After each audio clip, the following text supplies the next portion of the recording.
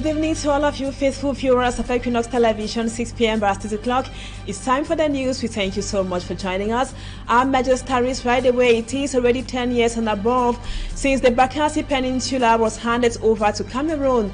This was after a peaceful settlement known as the Green Tree Accord, which was signed in Calabar, Nigeria between the then President Olusegun Obasanjo and President Paul Biya of Nigeria and Cameroon, respectively. What has become of the Bakassi Peninsula after Cameroon took over that territory, which is rich in oil and other fishing activities? We will be talking with the people of Idabato in this edition of the news. And ahead of the Feast of the Assumption, which is the day Catholics believe the Blessed Virgin Mary was taken up to heaven, but even so, Pope Francis, the Holy Father, during the Sunday Angelus prayer calls on the world to pray for peace in Cameroon and insists on Mass to be said in Bafsam in the west region of the country. That Mass was said in the presence of top authorities and also presided over by the Bishop for the Bafsam Diocese. Viewers, those are our major stories. Stay with us for details and more.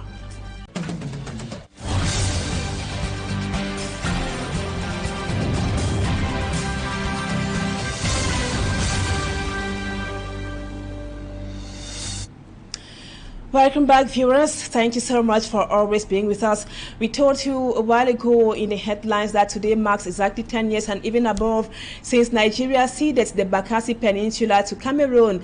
On the anniversary date, which is today, we take you back memory lane to discover how the land that almost caused a war between Nigeria and Cameroon was given to our country. Let's now have more with Magic and Gabriel. After Cameroon and Nigeria missed to confront each other on 3 occasions over the Bakassi Peninsula, in 1994, Cameroon filed a case against Nigeria at the International Court of Justice concerning their dispute over the sovereignty of the Bakassi Peninsula and the delimitation of the maritime boundary between the two states. At the time, Cameroon argued that the court's jurisdiction to hear the case was based on the declaration of the two parties under the optional clause of Article 36 of its statute. In 2002, the court issued its judgment that the land boundary has been fixed by treaties entered into during the colonial period and upheld the validities of these treaties. As a result of that, the court asked Nigeria to withdraw from the Bakassi Peninsula while denying Cameroon reparatory claims, saying that any damages would be addressed by evacuating those territories.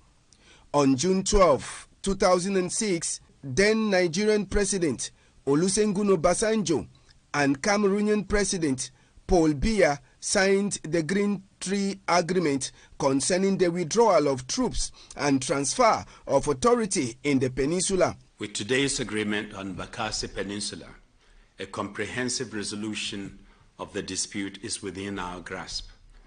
I am confident that the two parties will continue to implement their agreements in a cooperative and constructive manner. The momentum achieved must be sustained, so I have urged the international community to give its full support to Nigeria and Cameroon's efforts to implement today's agreement on the ground as soon as possible. Later in 2017, then Cameroon's Prime Minister Philemon Younji publicly announced a decree to launch and run the Bakassi Peninsula Development Program, which had as objective to help populate the zone once claimed by Nigeria. And now, despite the creation of the Bakassi Peninsula Development Program by the government of Cameroon, the inhabitants of the localities within Bakassi say they still lack so many social amenities as the area is still very underdeveloped. Our reporter Manjikan Gabriel was in Idabato. He now tells us how the people in that area are living. Created in 1996, Idabato subdivision located at the extreme of the Bakassi Peninsula is one of the localities that was expected to have been developed after Cameroon was handed Bakassi Peninsula. Unfortunately, till date, the inhabitants of Idabato are still suffering. Our water is removing the houses of people. They use money to do it, and most of the government investment which has been done in these very divisions. So water does destroy houses, people's houses. Water waves remain a major challenge for most of these inhabitants of Idabato, as during high tides, water destroys most houses around the seashore.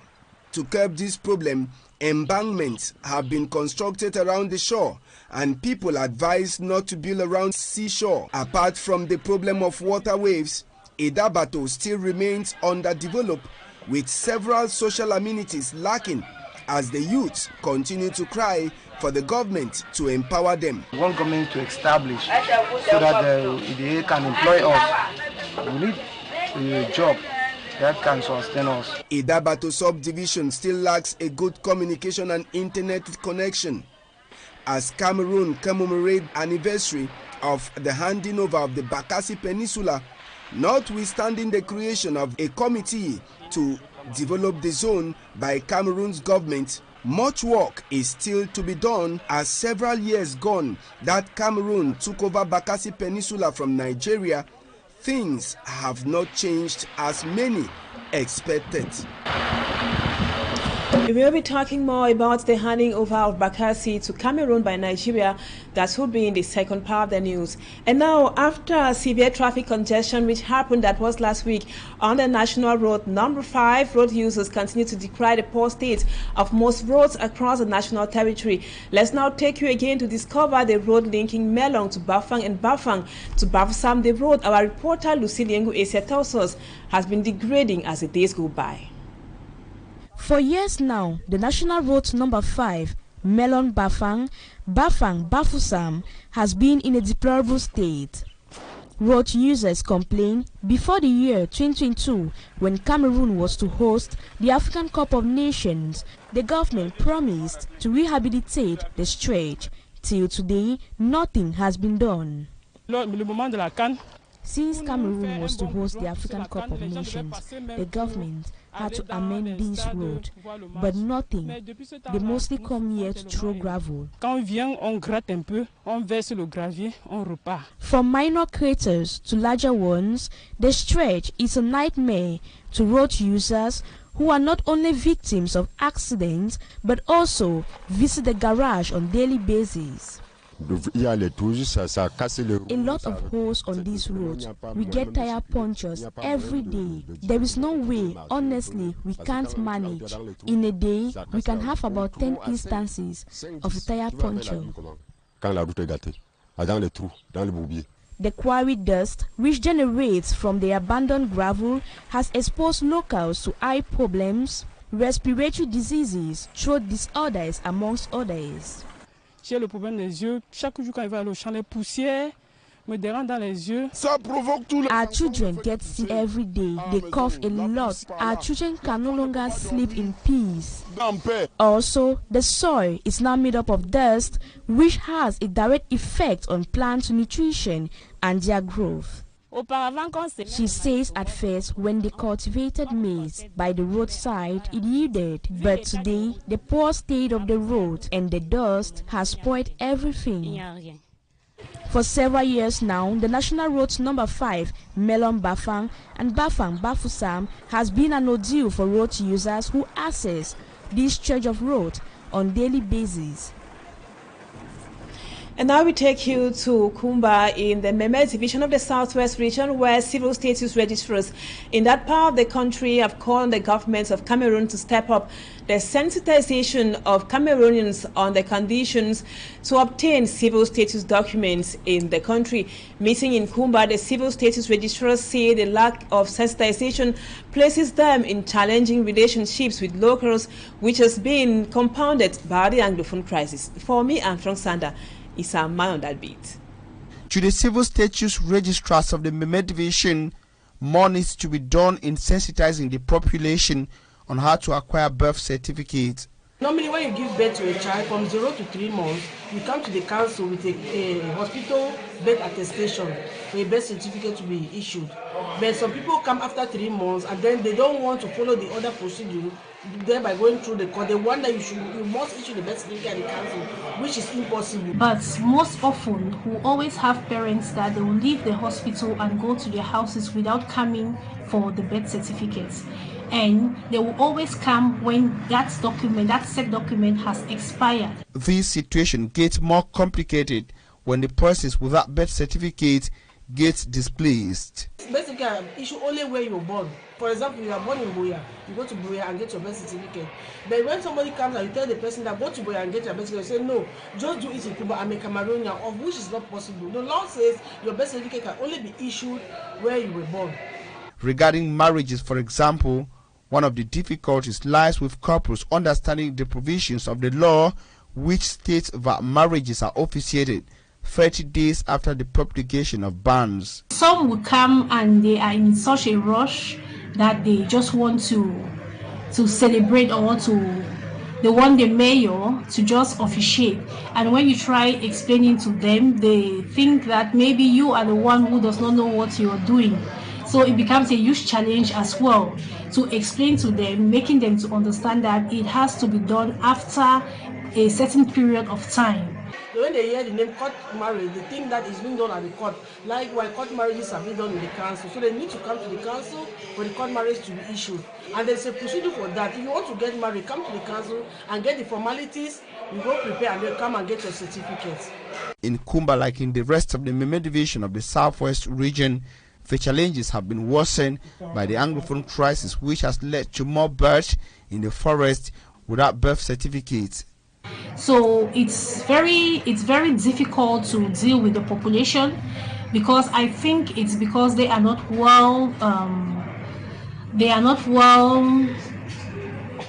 up to date with the information or the necessary documents as well that they need in order to come for establishment of certain documents. The registrars were speaking during a 2-day symposium marking the celebration of the 6th African Day of the Civil Status Registry. And now we told you in the headlines, viewers in religion, says ahead of the feast of the Assumption, it is a day that Catholic Christians believe that the Blessed Virgin Mary was taken up to heaven. Body and soul, Pope Francis, the Holy Father, calls for peace in Cameroon. In his Angelus prayer, Pope Francis called on the world to pray so that peace can reign in the country. He asked for Mass to be said in Bafsam in the West region. Let's now have more with Immaculate Fogwe. Pope Francis praying for the return of peace and normalcy in Cameroon. In the special Angelus prayer at the St. Peter's Square, the Holy Father focuses on the violence that has engulfed the country for the past years. After reciting the Angelus, the Holy Father says a peace pilgrimage will take place in Bafsam on Monday 14th ahead of the Feast of Assumption of the Blessed Virgin Mary. According to Reverend Father Etienne Bakaba, it is a great honor for the Pope to pray for Cameroon. It's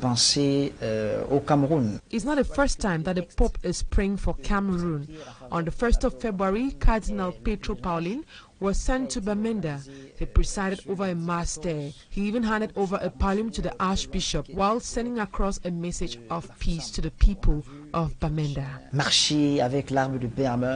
Despite several outings made by some government top officials claiming that the crisis in the northwest and southwest regions is over, Reverend Father Etienne Bakaba says the outing of a pope is a clear proof that the crisis is still ongoing. I don't share the same view with some of these top officials. We still hear news of killings, kidnappings. Apart from the conflict, we have Boko Haram attacks and frequent attacks from men of the underworld. That is a clear proof that we need peace in our country. The Pope equally called on Christians to pray for war-torn countries, especially Myanmar and Ukraine. He lamented over the suffering of the people who lack basic humanitarian assistance and are forced to leave their homes due to violence.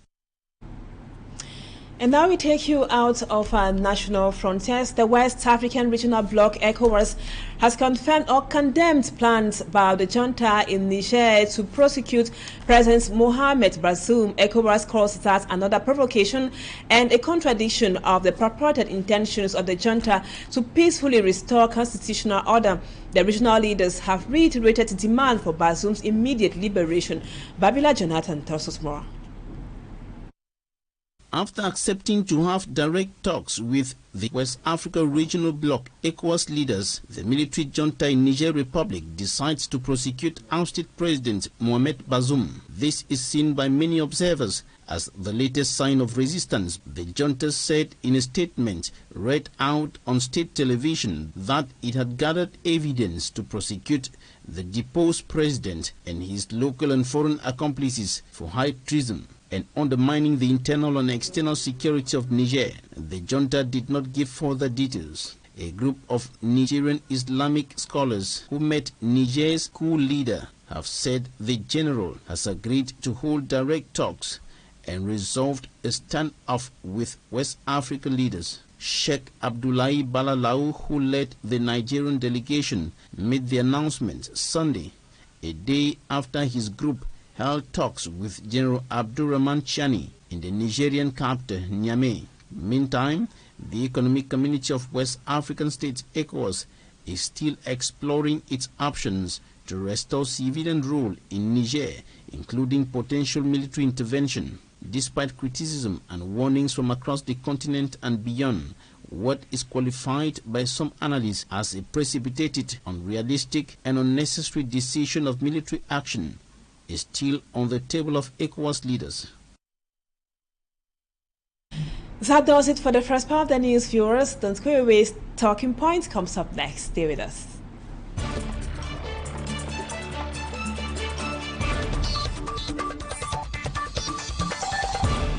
Welcome back, viewers. Our guest tonight is Dr. Ngimdo Gilbert. He is a historian. Doctor, we thank you so much for accepting to be our guest on Talking Point tonight. I already announced that we'll be coming back to the handing over of Cameroon, of the Bakassi Peninsula to Cameroon by Nigeria. That was after the Green Tree Accord. Doctor, when we talk about the Green Tree Accord, can you come back briefly to the historicity?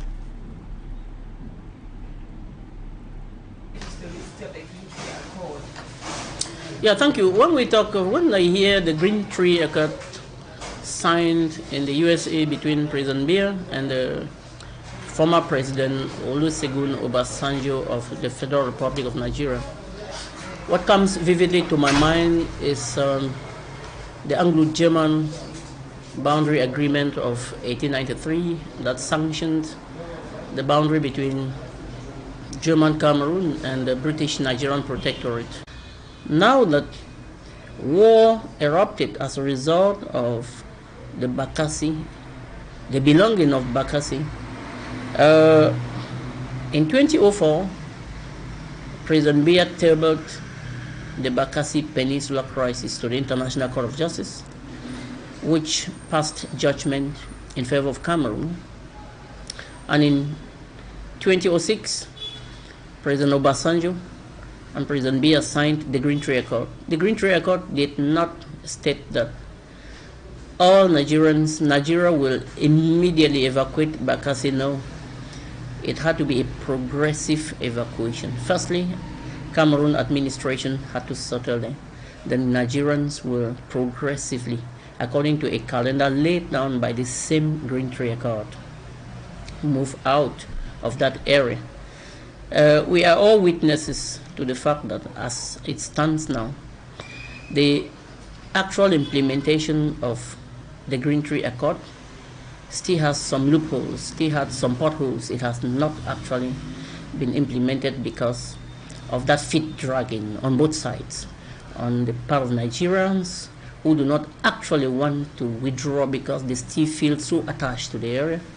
And secondly, the Cameroonians who do not want to invest so quickly in the area so as to Cameroonize the area and actually discourage Nigerians from feeling that Bakassi belongs to them. And now, Dr. Ngimdo Gilbert, reporters were in Idabato recently, and most of the inhabitants of the Bakassi Peninsula they spoke with said they are being abandoned, and they also noticed that in the Bakassi Peninsula, those who do businesses there use more of the Naira than the franc CFA, and they preferred somehow being handed over to Nigeria than Cameroon. What can account for the preference of Nigeria to Cameroon by those who live in the Bakassi Peninsula?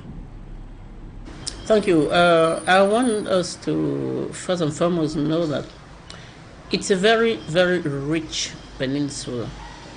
Rich in fish, rich in underground resources, rich in forest resources, rich in everything. And the laxity or the lackluster nature of the Cameroon government to develop the area is what leaves, what remains rhetorical. I mean, without an answer, because signing a Green Tree Accord and putting in place a timetable by which Nigerians will gradually quit the area was something that would have materialized only depending on how the Cameroon government is carrying out developments in the area, to actually prove not only to Nigerians, to the international community as well, that the area actually belonged to them, and they meant business in taking the area back from Nigeria. But when from 2006 to 2023, we still see Bakassi enclaved, no route into the area, no feasible government structure there. It is true, government schools are there. I have friends who work there. Government structures are there. There is a dues office there, a sub-dues office there, and the other things. But the reality about the place is that, as we talk, it is still more than 60% inhabited by Nigerians. Very few Cameroonians are there, and the people of other nationalities from West Africa. There are Ghanaians there, there are Nigerians there, I mean from Niger, not Nigerians from Nigeria. Yes, they are there, and other nationalities. There are Equatorial Guineans in that area. It's a multinational area. And I think because of the mineral riches of that area, the potentiality of that area that attracts that multinationalism. But what puzzles every Cameroonian is why the government hasn't yet put in place sufficient resources to develop the area, human resources, finances to develop the area, so as to open it up and permit us, or the nation itself, to benefit from the resources there. When you get to Bakassi, what you notice is that what developed Bakassi most is the French company Perenco. That's there that exploits oil there, and most of those who settle there are only workers in that company. The rest are only Nigerians who do fishing and other economic activities in the area. So the Cameroon government has been very lacking as far as developing Bakassi and actually proving to Nigeria, the international community, that they need this peninsula. It has been very lacking. And now, Doctor, during the Bakassi conflict, there was already the fighting between Cameroon and Nigeria, especially the pirates. All of those they were because of interest. So can we say that can we comfortably say that the conflict in the Bakassi Peninsula heralded somehow the Anglophone crisis? Did it directly or indirectly take us to where we are today? On the contrary, most of our forces who lost their lives there, we cannot say they were Anglophones. No, they were never Anglophones. They were forces recruited and trained to be professionals from all parts of our triangle and sent there to defend that territory. So I want to discard that. I want to discard the fact that the Bakassi crisis between Cameroon and Nigeria might have in any way provoked the Anglophone crisis. No, far from that. But then we equally have to administer the fact that it, some way along the line, after the eruption of Anglophone sub-state nationalism, what we call Anglophone crisis in Cameroon, ignited certain intensity from the Anglophones on the part of rearmament, infiltration of arms and weapons and so many other things, even resources from Nigeria. Because, you know, the grudges over Bakassi made some Nigerians to even remind Cameroonians that that was our territory if we grouped together. There was a moment when, I think some 4 years back, between 2019 to 2022, it has not finished, even up to now. There is still a linkage between those rebels from the Delta area and the Amba fighters, or the separatist fighters in southern Cameroon, in former southern Cameroon. There was that entente between them, so much so that at one point they had to even threaten to trespass into the Cameroon territory. And now, Doctor, you are a historian, and you guys usually tell us that we make use of our past to adjust our future positively. What should be done to ensure that the Cameroonians who live in Bakassi feel like they are in their territory? Thank you very much. What I just feel is that the Cameroon government should wake up. Our government has to wake up and do what it takes to extend administration over Bakassi. Administration here doesn't only mean appointing administrators there, because there are already administrators there. But there is a serious administrative lapses over Bakassi. Most of the administrators we are talking of don't even live there. They live in other areas and go and work there. Right down to teachers in schools don't live there, because they don't feel like the territory is theirs. And why? The question is, why don't they feel that the territory belongs to them? Because the government hasn't shown interest to develop the area to their taste. The government hasn't shown interest to put in administrative services, economic services, social services that will render the area befitting, habitable, and then make it actually Cameroonized in a way that Cameroonians will feel belonging in the area. Look at, I'll give you empirical examples. Fishing in the area is almost 100% done only by foreigners. How do you think Cameroonians will feel comfortable there? Most of the economic resources, the few farming activities and others there, are done only by foreigners. So, fighting, losing lives to get Bakassi wasn't enough.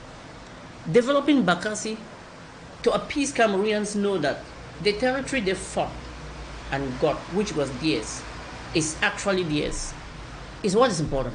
Because as of now, we cannot say that Bakassi of Cameroon. That's practically, we can say Bakassi is Cameroon. Bakassi is Cameroon only on papers. Administratively, internationally, Bakassi is Cameroon, like the ICJ ruled its verdict. But then, when you come to the field practicalities, you realize that area still belongs to Nigeria. I think it's about 4 years back now where we saw some rich Nigerians were constructing houses right to the boundary and even penetrating into the area, constructing houses and handing keys to Nigerians to inhabit the area, which means that Cameroon is not yet considering that Bakassi is part of this triangle. One of President Biya's policies, foreign policies, has ever been that we will never allow even an inch of our territory to a foreign. What puzzles Cameroonians now is, why has he decided to abandon Bakassi in such a way that we fight? He fought, moved up and down, acquired the area internationally, acquired the area through necessary agreements, necessary treaties, and it became Cameroon officially, and then it has been abandoned. So this last question before we go, what should be the take-home message? We know that Bakassi is too much abandoned, though it is very rich in natural resources. After all the efforts, loss of lives put in place to ensure that Bakassi is given back to Cameroon, what next? What is the take-home message today? History should teach us that when we fight to acquire a territory, it is not just for fighting's sake, because during the fighting, human lives are lost. Resources are lost. That war, the conflict between Cameroon and Bakassi took almost a decade. I mean, the physical confrontation took almost a decade. The negotiations from President Amadou Ahidjo since 1971 took a long period, right up to 2006 when the Green Tree Accord was signed. That is to tell us that Cameroon has sacrificed enormously to acquire that peninsula. So it has to, after acquiring it, with such human sacrifice, resources that have gone in order to get the territory. We needed to develop the territory, acquire it, settle Cameroonians there, provide them enough security. Sometimes we feel that people don't want to settle there. Cameroonians who work there don't want to settle there because they don't feel secure, since Cameroon has not done anything in terms of security to actually make Bakassi theirs. Because any part of your territory that's yours has to be covered sufficiently with security. And that is what is lacking in Bakassi. We know that the B are there. The Rapid Intervention Battalion, they are there, but they are mostly the Navy. They are mostly the Navy. The army is there, but believe me, Bakassi is not sufficiently covered in terms of security. And that is very dangerous. And that is even what encourages Nigerians to feel that their settlement there cannot be threatened by Cameroon until something is done. Until something is done. And that thing that has to be done be sufficient administrative coverage, a lot of resource investment there, so as to convince Cameroon, so as to render it economically appetizing, render it politically habitable, politically worth Cameroonian, economically, socially Cameroonian, and everything culturally, it should be Cameroonian. And to achieve this, Cameroonians should settle in that area, develop the resources in that area. The government should develop the resources in that area, not abandon it to foreign companies like they've done to Perenco. Perenco is one French company. They've abandoned it out. There. Let Cameroon be involved in that territory. Let them transform it to become Cameroon. Let them settle Cameroonians there. Let them prove to Nigeria and the international community that we fought to get Bakassi. Bakassi belongs to Cameroon. Thank you so much. Thank you so much, Dr. Ngimdo Gilbert, for accepting to be our guest on Talking Point tonight. And viewers, we thank you so much for always being there. Don't go away. Our programs continue. The news in the French language comes up at 8 p.m. And Équinoxe Soir is in about 30 minutes with Serge Alangutu. Stay with us on Equinox Television, and a happy Feast of the Assumption to all the Catholic Christians out there. Bye-bye for now.